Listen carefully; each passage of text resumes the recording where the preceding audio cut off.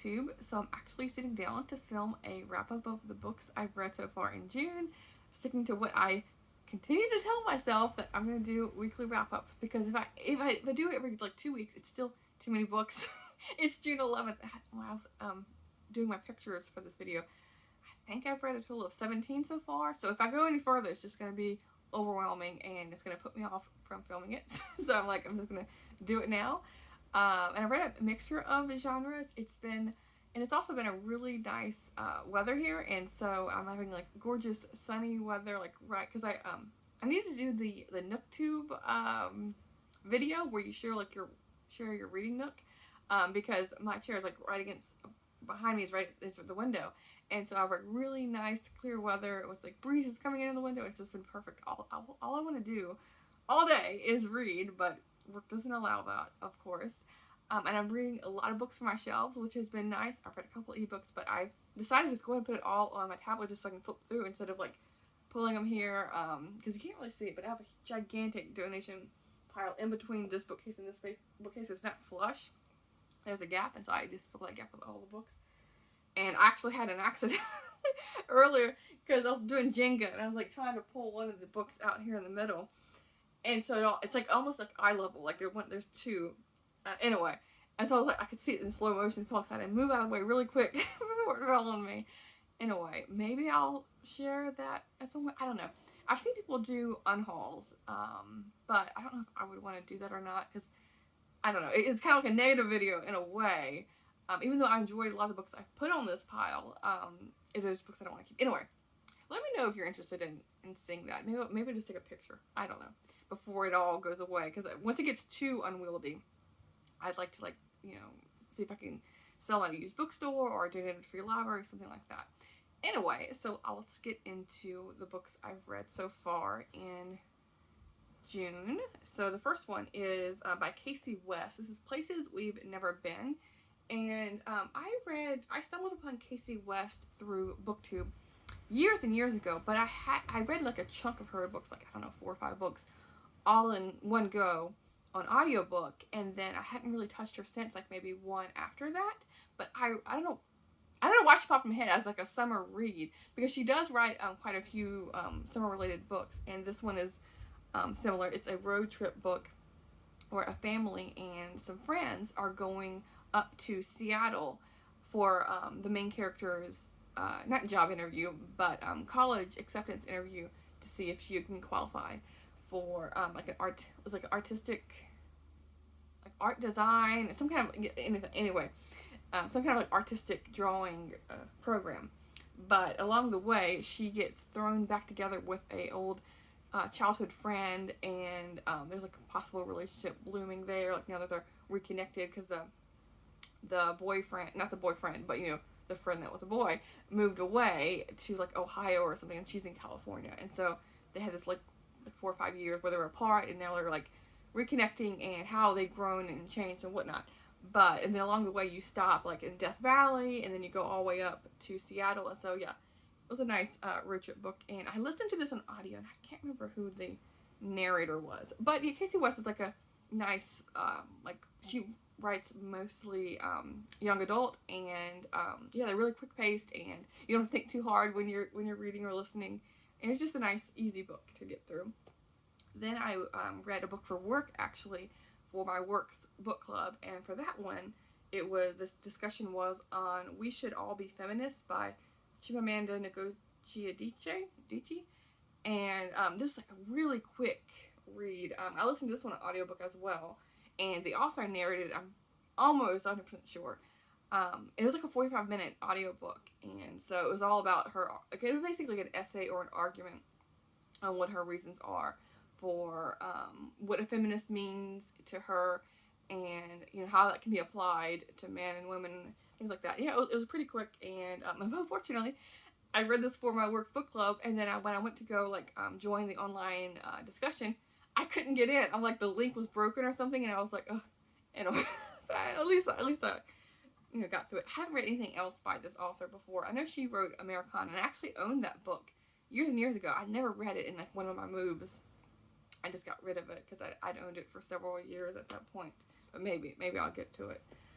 Then going to Westerns, I read Brand of the Bullet by Orlando Rigoni. This one I did not care for in the least. This is about like a brand new marshal to this town, and he gets like pulled into, you know, fighting to have his standing as a marshal, like not have his question, not have his authority questioned, kind of thing.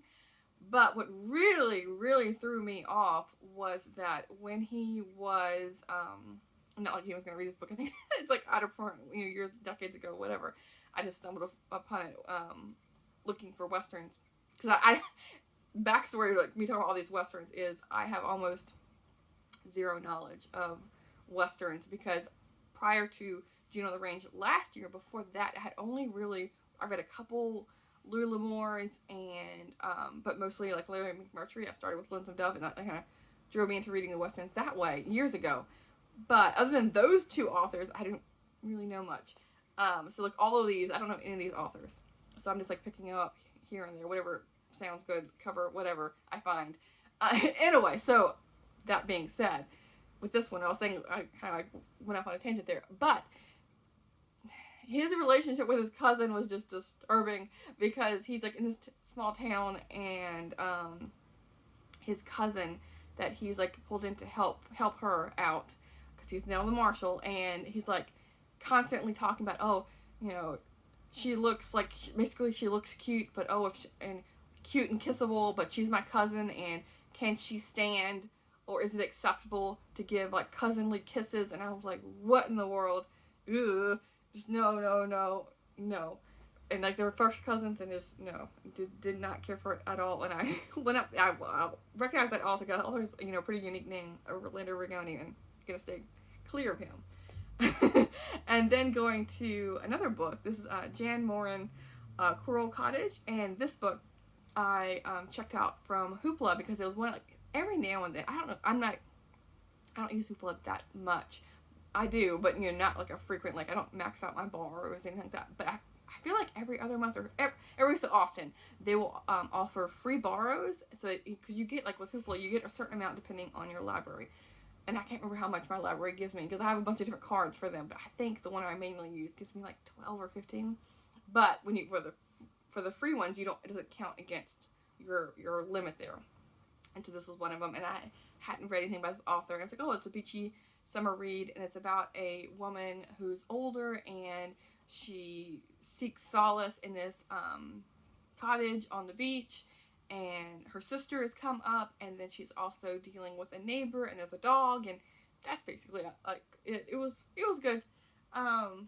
It just probably forgettable because I can't remember all the ins and outs of the plot, but yeah, it was a nice read.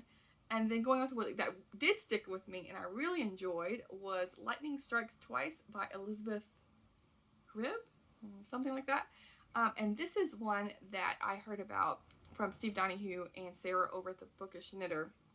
Both of them complimented this book, and it put it on my radar. This is a Harlequin special edition, and I think it's like her debut book, or like her first book for Harlequin, and I really, really liked it. It's about a woman who is not a small animal vet, but like large animals like horses and cattle and sheep, things like that. And she comes back to her small town where she grew up, and her family owns this farm, and while she's been away, her parents are aging, and so they hire on a like ranch hand helper who doesn't have much experience with horses and cattle. I don't think at this point he's like ridden a horse once and it didn't go well, something like that. And so so he's kind of inexperienced, but he's doing his best. And his like side job, what he's coming from, is photography, and along with that is going storm photography, like, you know, clouds and tornadoes and that kind of thing.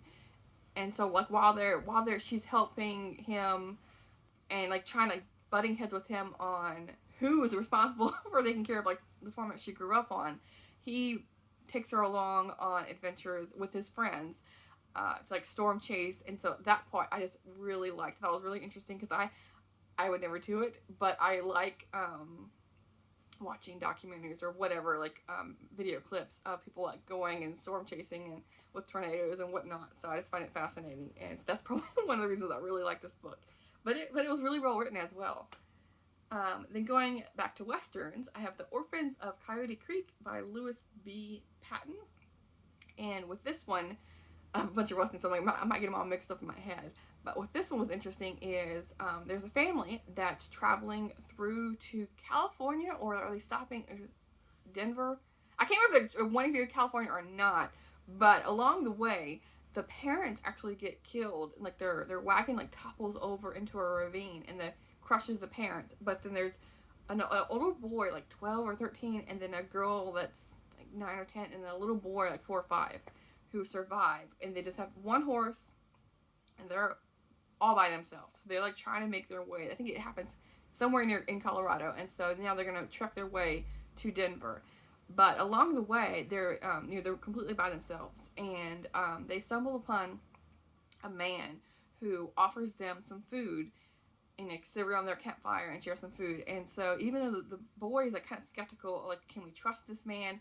Well, he's offering us food, so let's just go ahead and risk it. And so after they've eaten, the man takes their horse, takes their provisions, and just leaves them to die, and rides away.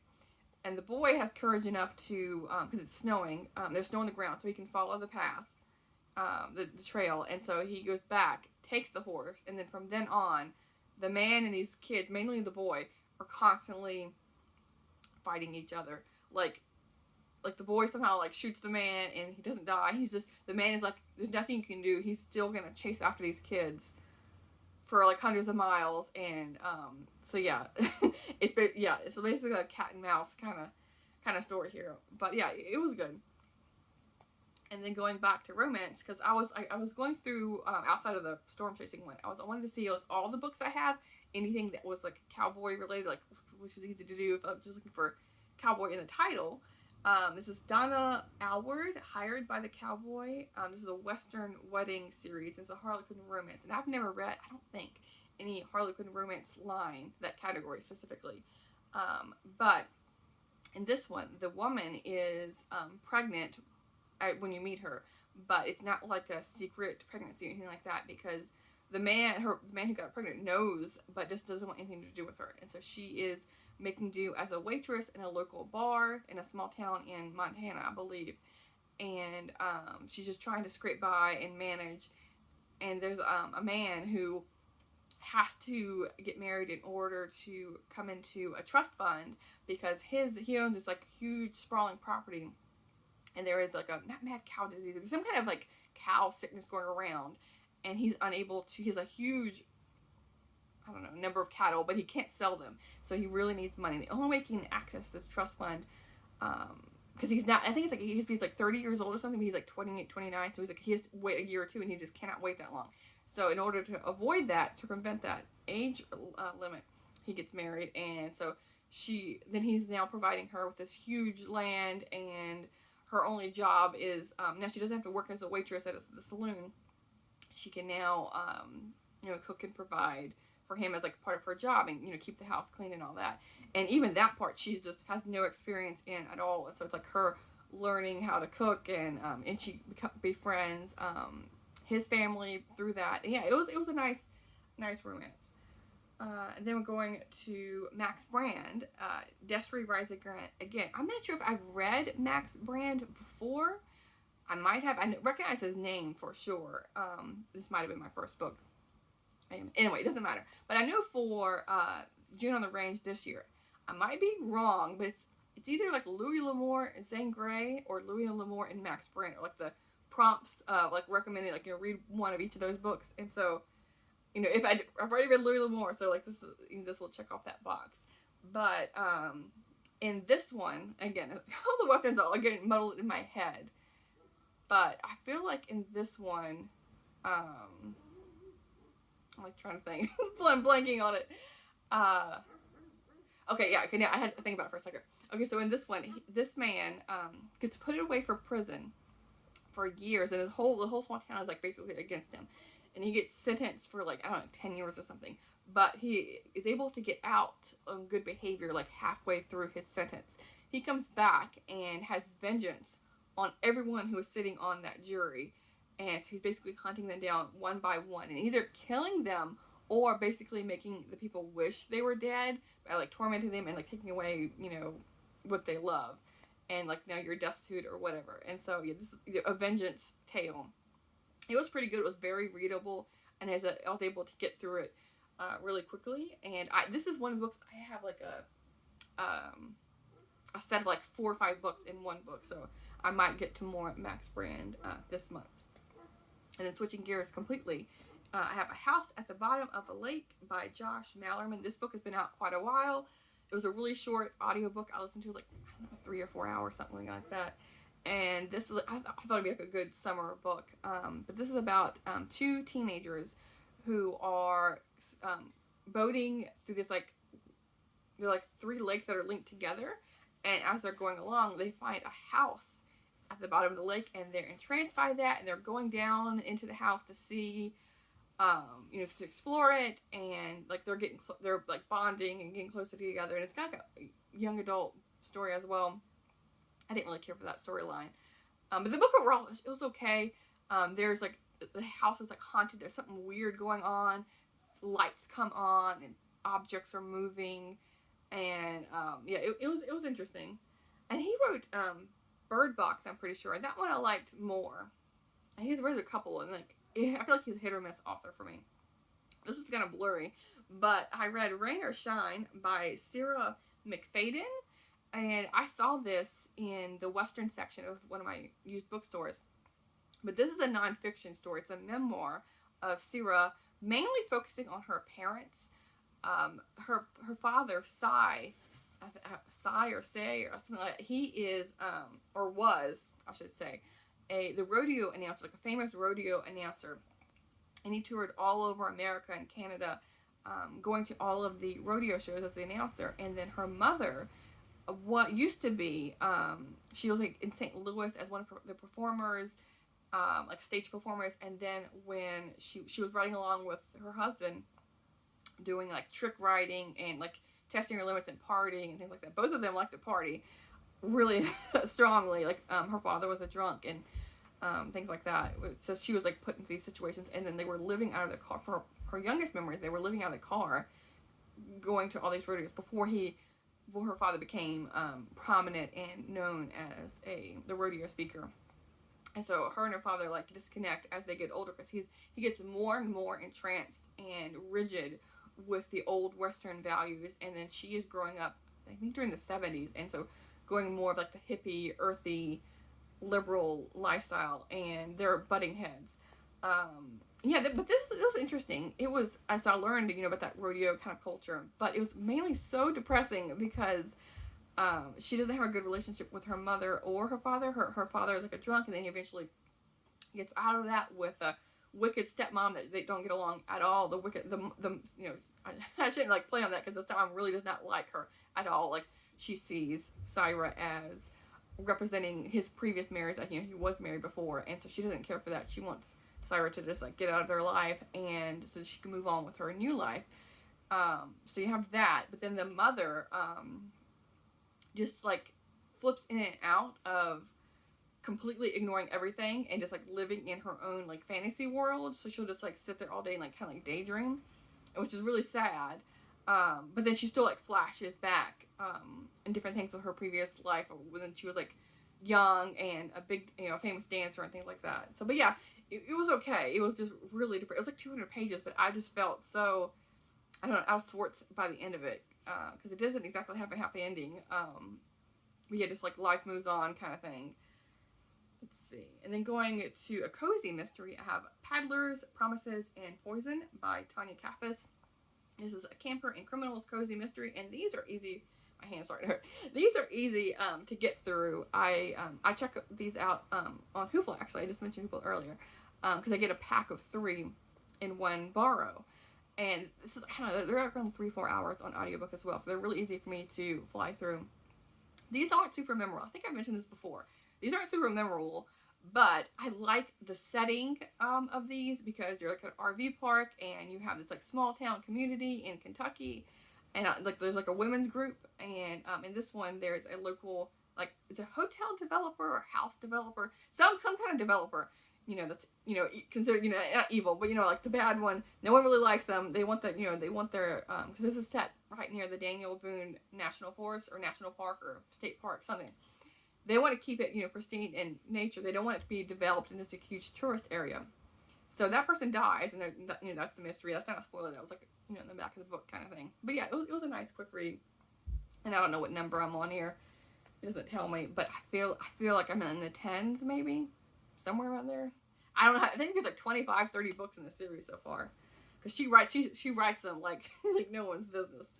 And they kind of like leading on to a series that's like forever and ongoing, is the Babysitters Club Super Special number 4, Babysitter's Island Adventure by Anne M. Martin. I'm reading the series in order, and these are all new to me because I never read these as a kid. I picked them up as an adult. These are like light palette cleansers because I wanted some light books after that depressing divorce, the Rain or Shine book.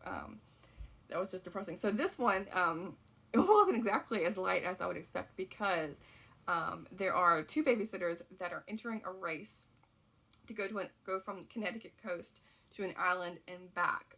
Claudia and who was the other one? Dawn were the 2, and along with some of their kids that they babysat in the past, or like sisters and siblings. And so when they go to the island, they qualify to not have to have any supervision on their boat. And so like these 2 13-year-old kids, along with like kids that are like 10 and under, are able to go completely unsupervised, which I think is a little bit fishy there. Way off the coast, I don't know how far, but completely out of sight from anyone. Go to this island. A storm comes as they're making their way there, and one of the boats capsizes. The other one, like they're able to get onto land, but then the boat goes away. So now they have no way of getting back. And then when they were going, they got off point a bit. And so instead of going to the island that everyone thinks they're at, they go off on a side island. And so then they're stuck there for days with barely any food or water. And one of the little boys gets sick. And so now they're dealing with fever and whatnot. And so, yeah, it was a bit much. But, yeah, it all ends up happy at the end. But, again, if they had some supervision, I don't think any of this would have happened. And then going to another, like, kids book is, dropping the iPad, is The Couch Potato by Joy John and Pete Oswald. And these are super fun books. There's a whole series of like The Bad Seed and Couch Potato, things like that. And so I read, 1 or 2 a year.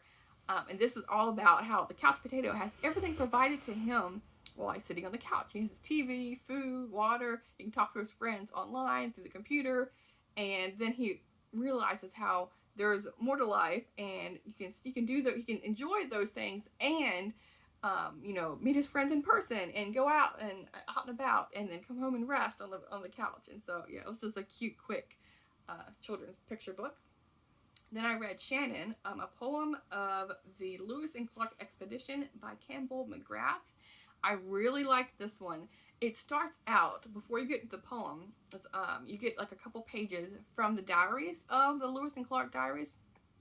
And then you get the story of, because this is like a made-up story of like, because Shannon was one of the people on the expedition, the Lewis and Clark expedition, but he got lost for like, I think something like 12 or 14 days, maybe a little bit longer, and there was no written record, because he didn't write the keep a diary himself, but there's no written record of exactly what happened, but so this is like a made-up, what possibly could have happened, and how he like struggles to find food. He doesn't have any bullets, and so there's no way of killing his animals all around, but no way of like providing food for himself, even though he sees them like scampering about. He's eating like grass and things like that. But this was a really good poem, and I'm for sure gonna see.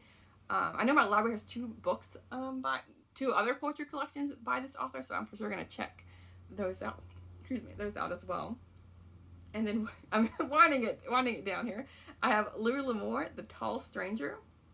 And this one says, there were 6 days out in the wilderness when they discovered their guide was a killer from Laramie. And in this one, they are making their way through Utah, I believe.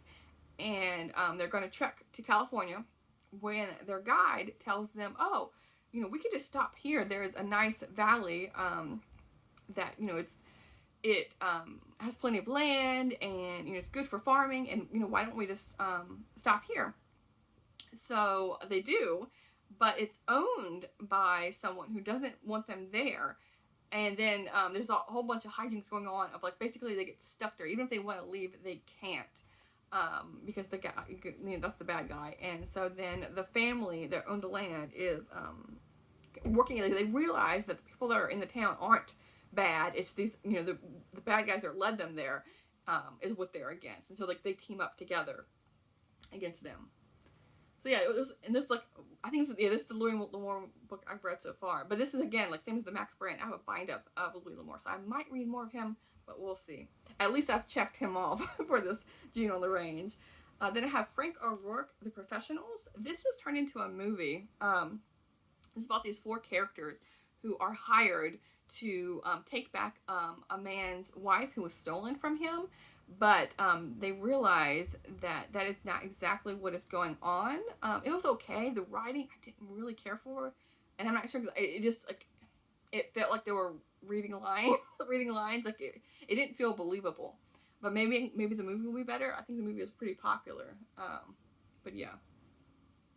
Then the last book I have here is Carrying Water as a Way of Life, A Homesteader's History by Linda Tattlebaum. This is the last book I have, and I just finished this about 30 minutes ago before I sat down to film. And this is about Linda, this is a memoir.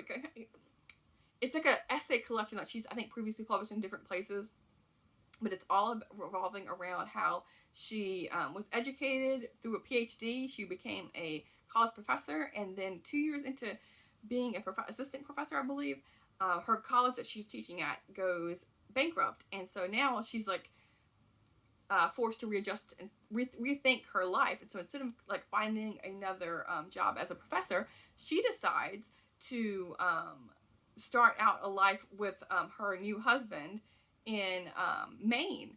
And so then there's like instead of having electricity and like finding a small town to live in Maine, they decide to have a place off the grid with no electricity, and carrying water is like literally what she has to do, and like on her local well.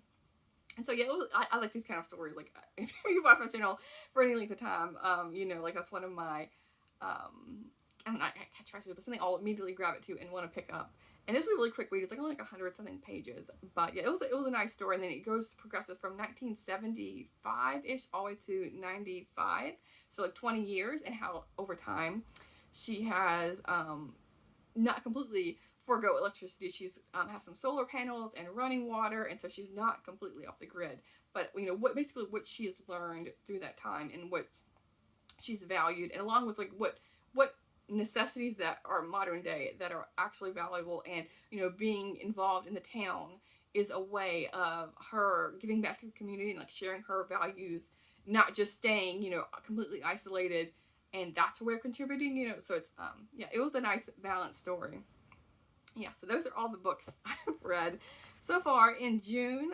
Let me know if you've read any of these. I know a lot of them were not on the mainstream, not popular, but that's just what I've gravitated to so far.